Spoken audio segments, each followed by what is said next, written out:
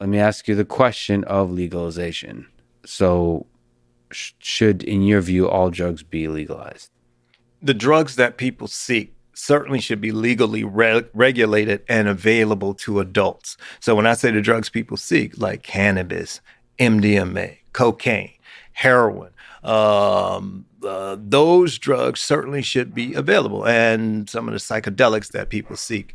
Now, the thing about it is that some people think that, oh, it'll be a free fall. These drugs are available to everyone. That's not true. I mean, there will be age requirements and maybe other requirements, but they should be available. And we should also do like what we do with alcohol. We can put enough alcohol in a bottle to kill you, but we don't. So we regulate it such that the amount that's in the bottle enhances the safety and minimizes the potential harms. We can do the same thing with these other drugs. And we can also say, okay, we won't be selling intravenous preparations of any of these drugs. The drugs that the routes of administration will be oral and, I don't know, let's say intranasal. Again, routes of administration, the dose that you have in each unit, all can minimize harm based on how you do these things. And we can do that. We have the technology, we have the know-how. So you're actually making me think about alcohol a little bit. So if I were, say, the drugs become legalized in the way you're describing, and me, Lex, wanted to, as an adult, explore some of these drugs, what are some procedures do you think for sort of safe, positive exploration of those drugs? The reason I say I'm thinking about alcohol because I don't think, besides not putting enough alcohol in a bottle to kill you, I don't think anyone ever gave me specific instructions. I think it's kind of word of mouth and examples of people doing the wrong thing. You kind of get it through osmosis that way. Yeah. Is that basically what we would do? This We kind of free exploration of use? No, we have to change our education about these things. I mean, let's just take a drug like cocaine. Cocaine's a stimulant. And you want to make sure people understand that they shouldn't be taking cocaine near bedtime. If they need to get a certain amount of hours of sleep and they need to get up in the morning, cocaine probably isn't a drug for you at night. Certainly not.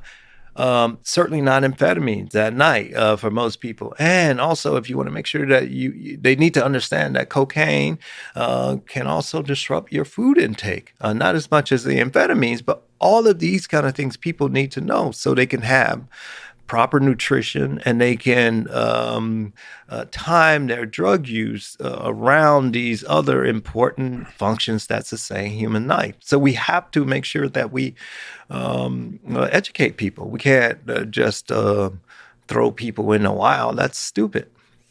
I gotta tell you, I mean, for me, and even given your book, and for people listening to this, it's still tough to hear that the thing we should be concerned about with cocaine is the same as with caffeine. Don't take it before bed.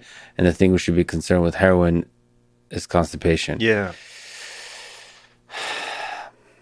Okay.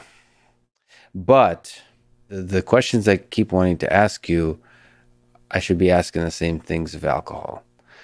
But when you're not doing well psychologically, in the ways you describe, when the environment's not right,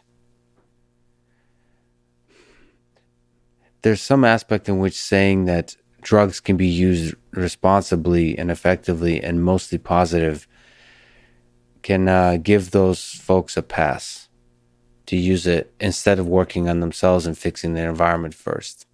I don't know. What do you want me to say to that? I mean, they have access to alcohol. They have Yeah, access to the, yeah, we live in this country called the United States where our Declaration of Independence says that we are free to live like we want to live so long as we don't disrupt other people from doing the same.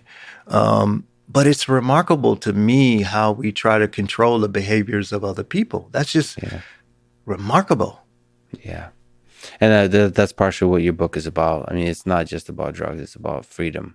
That's the bigger issue that we can't get to. It's like this issue of freedom, and freedom comes with a tremendous amount of responsibility. I am responsible for my neighbors, my brothers. I mean, I can't impede their freedoms. Like some people think that their freedom supersedes everybody else's freedoms. No. And that's what I'm trying to remind people in this book. I am responsible to you as a citizen. And we're in this together. And I tried to make that point in the book, and people have conveniently ignored things like that.